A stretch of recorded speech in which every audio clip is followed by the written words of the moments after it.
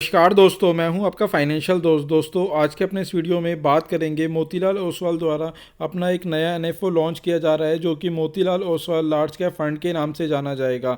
दोस्तों, हमारी कोशिश रहती है कि हम आपको सरल शब्दों में फ़ंड की पूरी जानकारी दे सकें। दोस्तों, वीडियो शुरू करने से पहले आपसे छोटी सी रिक्वेस्ट है कि अगर आपने हमारा चैनल अभी तक सब्सक्राइब नहीं किया है तो प्लीज़ इसे सब्सक्राइब करें। तो दोस्तों, आज का अपना वीडियो शुरू करते हैं।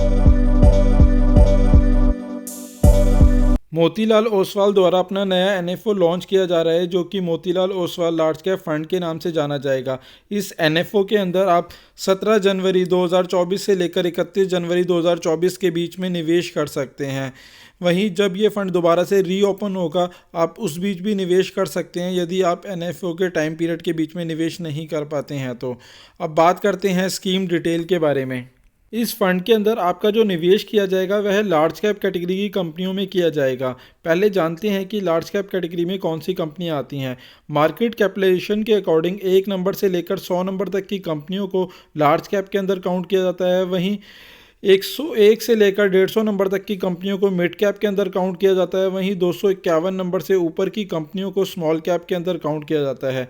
वहीं बात करें लार्ज कैप की मार्केट कैप के अकॉर्डिंग इसकी वेटेज जो है वह 64% की है। वहीं मिड कैप की बात करें तो 18% के आसपास है। वहीं स्मॉल कैप की भी 18% तक है। ग्लोबली बात करें तो भारत 1980 से लेकर 2000 तक टॉप 10 रैंकिंग में भी नहीं काउंट किया जाता था। वहीं 2010 में इसने 9वें नंबर की रैंकिंग हासिल की। वहीं 2020 में इसने 6ठे नंबर की रैंकिंग हासिल करी और 2030 तक भारत दुनिया की तीसरी सबसे बड़ी इकनॉमी बनने की कगार पर है।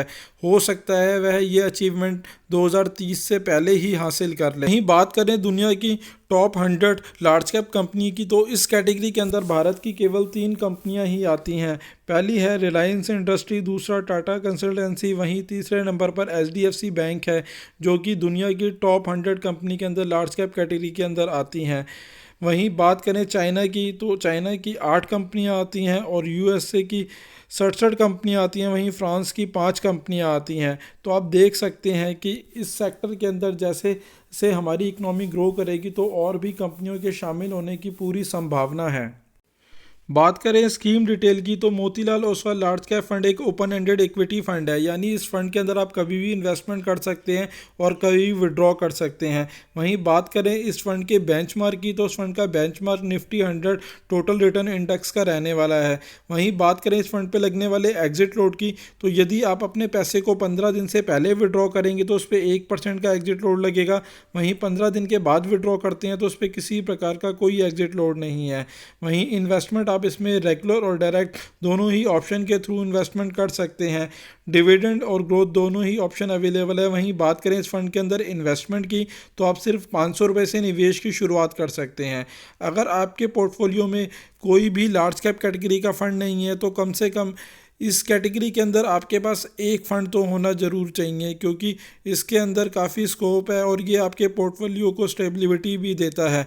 वहीं ऑलरेडी अगर आपके पोर्टफोलियो में लार्ज कैप फ़ंड है तो आप इस फ़ंड के अंदर निवेश ना ही करें तो ही बेहतर है।